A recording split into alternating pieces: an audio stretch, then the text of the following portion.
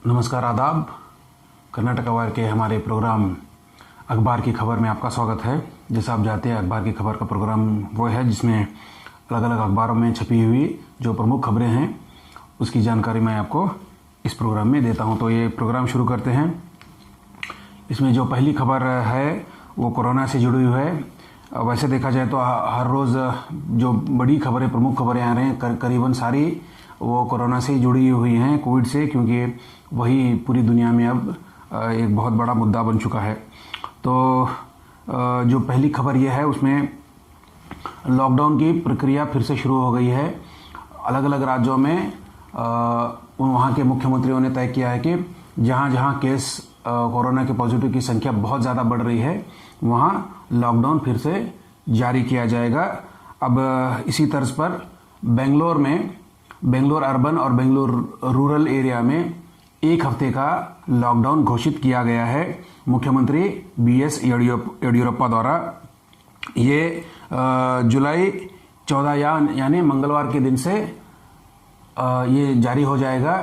Bangalore urban और Bangalore rural में corona को रोकने के लिए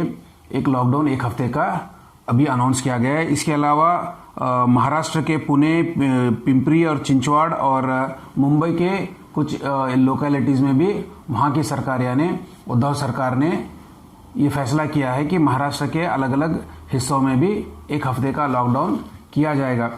हम देख रहे हैं जिस तरह से अनलॉक की प्रक्रिया जब ख़त्म हो गई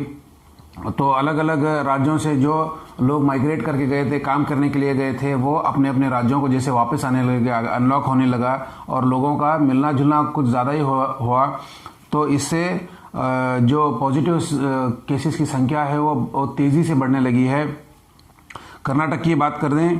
तो पिछले 11 दिन में 21,000 केस कर्नाटक में आए हैं, नए पॉजिटिव केस सिर्फ 21,000 11 दिन में। ये कर्नाटक की बात है। तो अगर पूरे देश भर की बात करें, शनिवार के दिन अकेले एक दिन में ही 29,000 से ज़्यादा यानी करीब 30,000 केस, पॉजिटिव केस भारत में रिकॉर्ड किए गए कोरोना के सिर्फ एक दिन में, शनिवार को। तो इसका मतलब ये है जिस तरह से हम संख्या देख रहे हैं वो बहुत ज़्यादा बड़ी है। तो ऐसे में प्रधानमंत्री मोदी ने भी ये कहा है कि अब जो लॉकडाउन की प्रक्रिया जो भी रहेगी वो राज्यों पे छोड़ी जाएगी। राज्य तय करेंगे कि उनके यहाँ लॉकडाउन हो या ना हो तो कितने दिन का हो। हमने देखा जब पहला जो लॉकडाउन किया गया था देश भर में 21 दिन का, उसके बाद और 2 लॉकडाउन बढ़ा दिए गए थे। वो राष्ट्रीय स्तर पर थे, मतलब नेशनल लेवल पे उनका लॉकडाउन किया गया था और वो डिसीजन केंद्र सरकार ने लिया था। जब अनलॉक शुरू हुआ और केस बढ़ने लगे तो केंद्र सरकार ने यह कहा कि अब केंद्र सरकार अपनी तरफ से राष्ट्रीय स्तर पर कोई लॉकडाउन नहीं करेगी, ये राज्यों पे छोड़ दिया जाएगा कि राज्य तय करें कि उनके यहाँ लॉकडाउन होना चाहिए नहीं, कितना होना चाहिए, कितने दिन के लिए होना चाहिए और किन किन जगहों पे होना चाहिए। तो ये एक प्रमुख खबर है। अब ये देखेंगे कि अब तो कुल बेंगलोर में वो लॉकडाउन किया गया है, महाराष्ट्र के कुछ भागों में। हमने पिछले दिनों में देखा लखनऊ हो या पंजाब हो, तमिलनाडु हो, इन राज्यों ने भी अपने स्तर पर 10 दिन का, 12 दिन का, एक हफ्ते का, इस तरह से अलग अलग ज़रूरत के हिसाब से उन्होंने लॉकडाउन किया। तो अब क्या दूसरे राज्यों में भी ये लॉकडाउन फिर बढ़ेगा या यहीं ख़त्म होगा, इसका भी कुछ नहीं कह सकते, क्योंकि जिस तरह से कोरोना के मामले बढ़ते जा रहे हैं पूरे देश में, अब ये कोई प्रेडिक्ट नहीं कर सकता कि किस राज्य में लॉकडाउन होगा या नहीं होगा। तो आने वाले दिनों में ही पता चलेगा कि इसकी हालत और क्या ख़राब होने वाली है, कितनी बिगड़ने वाली है, कितना और लॉकडाउन करना पड़ेगा और लोगों को कितना परेशानियां उठानी पड़ेगी। इसके अलावा कोरोना से जुड़ी और एक छोटी सी खबर ये है कि कर्नाटक सरकार ने अब एक तरीके से सोच रही है कि जो प्राइवेट हॉस्पिटल हैं उसमें करीब 80% जो बेड हैं वो कोरोना के लिए रिजर्व किए जाएं। ये इसलिए हो रहा है क्योंकि जिस तरह से कोरोना के केसेस कर्नाटक में बढ़ रहे हैं, 1,500 से ज़्यादा, तो करीब करीब एक दिन में केस आ रहे हैं, जिसमें बेंगलोर में सबसे ज़्यादा केस हुए। तो कर्नाटक सरकार अब ये कह रही है क्योंकि सरकारी अस्पताल में उतनी जगह बच नहीं रही, इसलिए वो प्राइवेट हॉस्पिटल को कम से कम 80% वहाँ के बेड को रिजर्व करना चाहती है कोरोना के लिए। लेकिन इसमें प्राइवेट हॉस्पिटल जो हैं उनका वो इसमें ऑब्जेक्शन है, वो इस पर चिंता जता रहे हैं। वो कह रहे हैं कि अगर 80% अगर कोरोना के लिए लिए जाएं तो फिर वो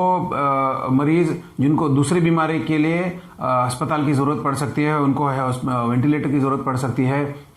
या दूसरे इलाज के लिए उनको अस्पताल में रखना ज़रूरी होता है, तो फिर उनका क्या होगा? अगर 80% अगर सिर्फ कोरोना के लिए गए तो फिर बाकी पेशेंट जो हार्ट प्रॉब्लम से हो, किडनी प्रॉब्लम के हो, या किसी और बीमारी से वो परेशान हो, उनके लिए भी तो बेड की ज़रूरत होती है, अस्पताल की ज़रूरत होती है, फिर वो कहाँ जाए? तो ये इसी बीच ये प्राइवेट हॉस्पिटल वाले ये कह रहे हैं कि वो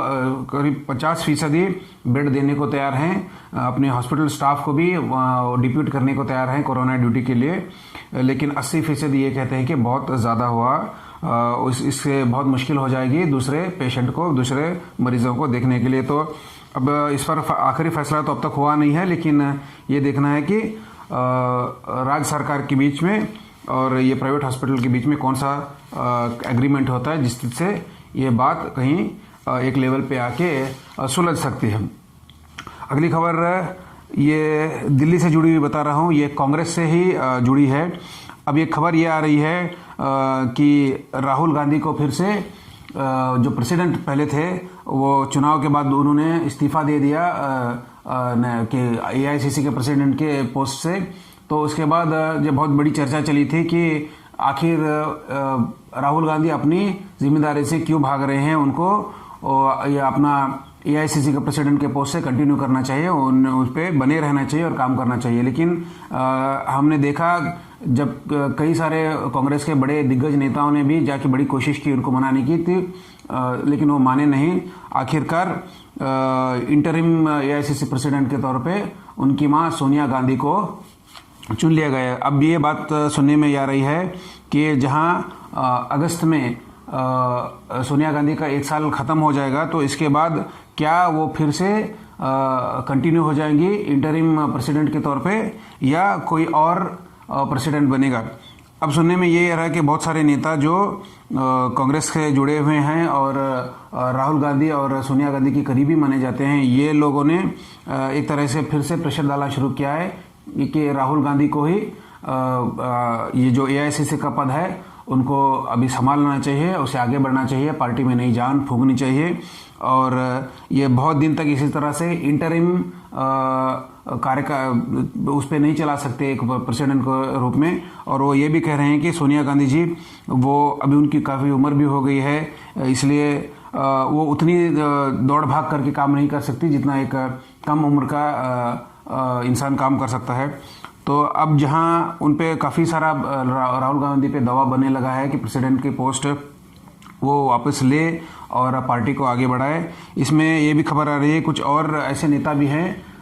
वो ये भी चाहते हैं कि अगर कांग्रेस से या ये गांधी परिवार से कोई आगे नहीं आना चाहता तो किसी और को भी इसका मौका दिया जाए और गांधी परिवार से बाहर के किसी कांग्रेस के नेता को AICC के चेयरमैन का पद दिया जाए ताकि पार्टी का काम आगे बढ़ता रहे। ये इस तरह से जो अनसर्टेनिटी है वो न रहे। तो अब ये देखना है कि आगे आने वाले दिनों में किस तरह से ये बात बढ़ती है और केंद्र सरकार माफ़ कीजिएगा कांग्रेस के जो नेता हैं उससे किस तरह से इसको हैंडल करते हैं। क्या राहुल गांधी फिर से AICC के प्रेसिडेंट बनते हैं या नहीं, या कोई बाहर वाला आता है? इस पर काफ़ी अभी हो सकता है कि आने वाले दिनों में चर्चा हो। अगली खबर यह है, ये श्रीनगर से आ रही है, कश्मीर से। ये वहाँ के जो मिलिट्री बेस है, आर्मी के जो बड़े अफसरान हैं उनके ज़रिए से खबर यह आ रही है कि आर्टिकल 370 जो 370 कश्मीर से हटाया गया, उसके बाद से ये आर्मी के जो इंफॉर्मेशन ब्यूरो है वो कह रहे हैं कि आर्मी वाले कि जो मिलिटेंट संगठन हैं पाकिस्तान में वो लोग कश्मीरी युवाओं को भड़का रहे हैं, इंस्टिगेट कर रहे हैं, उनको कश्मीर के खिलाफ और देश के खिलाफ काम करने के लिए एक तरीके से उनका ब्रेन वॉश कर रहे हैं। और ये खबर ये भी कहती है कि करीब 250 के आसपास ऐसे आतंकवादी हैं जो अभी पाकिस्तान में बॉर्डर में छुपे बैठे हैं और बस इंतज़ार कर रहे हैं, ताक में हैं कि बॉर्डर क्रॉस करके कश्मीर में आ जाए और यहाँ आतंकवादी घटनाओं को अंजाम दे। और इसके साथ आर्मी ये कह रही है कि वो बड़ी चौकस है, चाक चौबंद है और पूरी तरीके से मुस्तैद है ऐसे किसी भी घटनाओं को रोकने के लिए। तो ये खबर आ रही है। इसके अलावा एक रिपोर्ट जो छापी गई है वो नई दिल्ली से आ रही है, जिसमें ये खबर है कि जो एक्सपर्ट है कोरोना रिलेटेड एक्सपर्ट, वो ये कह रहे हैं कि बहुत सारे केसेस में जो अब जहां सरकार कह रही है कि उनको अस्पतालों में बेड की बहुत कमी महसूस हो रही है, तो ये रिपोर्ट एक्सपर्ट कमेटी की रिपोर्ट कहती है ऐसे ज़्यादा पेशेंट है जिनको अस्पताल की ज़रूरत ही नहीं है, बेकार में इनको अस्पताल में रखा गया। इनका मानना है कि जो असिम्प्टोमेटिक होते हैं, माने जिनमें कोई ऐसे लक्षण नहीं दिखाई दे रहे, कोरोना पॉजिटिव तो है लेकिन बहुत ज़्यादा उनमें ऐसे लक्षण नहीं दिखाई दे रहे, वो कोई सीरियस नहीं है, तो ऐसा का इलाज घर पे रह के भी किया जा सकता है, उनको अस्पताल की ज़रूरत नहीं पड़ती। अस्पताल में उनको रखना है जो सबसे ज़्यादा परेशान है, मतलब जिनको ब्रीदिंग प्रॉब्लम है, सांस लेने में दिक्कत है, इनकी काफ़ी उम्र हो गई है, दूसरे कई सारे उनको बीमारियां वैसी भी हैं, तो ऐसे लोग ज़्यादा इनको ज़रूरत पड़ती है अस्पताल की, क्योंकि इनकी हालत बहुत जल्दी ख़राब हो सकती है, इनको वेंटिलेटर की ज़रूरत पड़ सकती है, अस्पताल में इनकी देखभाल की ज़्यादा ज़रूरत पड़ सकती है। तो इस बेसिस पे ये रिपोर्ट जो कहती हैं कि जो असिम्प्टोमेटिक है उनको अस्पताल में रखने की ज़रूरत नहीं है, सिर्फ जो सिम्प्टोमेटिक हैं, जो काफ़ी उम्र वाले हैं, बीमारी से पहले से वो लड़ रहे हैं, अगर उस पर से इनको कोरोना हुआ है तो ऐसे लोगों को ही ज़रूरत पड़ेगी अस्पताल की। तो अगर ये रिपोर्ट मानी जाती है तो इसके हिसाब से अगर देखा जाए तो फिर हो सकता है कि जो प्रोटोकॉल है अब तक जो कोरोना से डील करने के लिए वो बदल जाए, और अगर असिम्प्टोमेटिक वालों को घर भेज दिया जाए या इनका अस्पताल छोड़ के दूसरे कहीं इंतज़ाम किया जाए, तो हो सकता है जो बेड की प्रॉब्लम जो सरकार बता रही है वो काफ़ी हद तक सॉल्व हो जाए, और जो सीवियर केसेस हैं उनको बेड जल्दी मिल जाएगा, और जो आराम से रिकवर हो सकते हैं बिना किसी अस्पताल में रहे वो अगर अपने घर में रहेंगे तो फिर अस्पताल में बेड की कमी नहीं होगी। ये एक अगली खबर है। तो एक इम्पोर्टेंट खबर और दूसरी ये आ रही है, ये पटना से आ रही है। पटना की खबर यह है कि तेजस्वी यादव जो आरजेडी के लीडर हैं बिहार में, उन्होंने ये कहा है कि ये अच्छी बात होगी अगर वहाँ की जो अभी चुनाव होने वाले हैं, हो सकता है कि अगले 1-2-3 महीने में वह चुनाव घोषित भी हो जाएं, तो वो ये कह रहे हैं, तेजस्वी यादव डिमांड कर रहे हैं सरकार से कि जब तक कोरोना ख़त्म नहीं हो जाता बिहार में कोई चुनाव ना हो। उनका ये मानना है कि ऐसे वक्त जहाँ लोग बहुत परेशान हैं कोरोना की वजह से, कई लोग अपनी जान गंवा रहे हैं, तो ऐसे में चुनाव करवाना ये बहुत गलत होगा।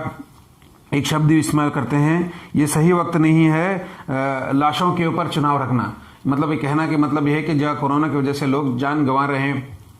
ऐसे में चुनाव को जाना ये बहुत गलत बात होगी। वो कह रहे हैं, इसलिए उनकी मांग ये है कि ये जो चुनाव है वो और आगे लेके जाए, उसको टाले जब तक कि कोरोना से मुक्ति नहीं मिल जाती, तभी जाके बिहार में चुनाव होना ये ज़रूरी है। तो ये कई सारी खबरें मैंने आपको सुना। इसके बाद एक छोटी सी खबर, एक इम्पॉर्टेंट खबर, ये वैसे अखबारों में तो नहीं है लेकिन हम सब जानते हैं, शायद अब जो टीवी चैनल देख रहे हैं वो भी देख रहे हैं कि अमिताभ बच्चन जो सदी के नेता हैं, महान नेता, वो कोरोना पॉजिटिव पाए गए हैं। उनका अस्पताल में, नानावटी अस्पताल मुंबई में उनका इलाज चल रहा है। तो बहुत सारे लोग उनको शुभकामनाएं दे रहे हैं, क्योंकि ऐसा बड़ा सदी का नेता जिसने भारत का नाम बॉलीवुड इंडस्ट्री में, फिल्म इंडस्ट्री में नेशनल और इंटरनेशनल लेवल पे उन्होंने इतना पहुंचाया है, इतना पॉपुलर किया है, तो ऐसे नेताओं के शुभकामना दे रहे हैं कि ताकि वो जल्द से जल्द ठीक हो जाएं। हाँ, ये ज़रूरी है, सिर्फ सदी के नेता अमिताभ बच्चन ही कि नहीं, हर वो इंसान जो कोरोना से जूझ रहा है, कोरोना पॉजिटिव है, उन सब के लिए दुआ करना ज़रूरी है, क्योंकि सबकी जान इम्पॉर्टेंट है। ऐसा नहीं कि किसी की जान की वैल्यू कम है, ये ज़रूरी है। ये तो सीधी सी बात है कि अमिताभ बच्चन जैसे महान नेता, महान कलाकार इस देश में हैं, और हम सब लोग चाहते हैं कि वो रिकवर हो और उनकी कला को देखने का हमें मौका मिले। उनकी जान की कीमत बहुत इंपॉर्टेंट है, लेकिन इसका मतलब ये भी नहीं कि जो दूसरे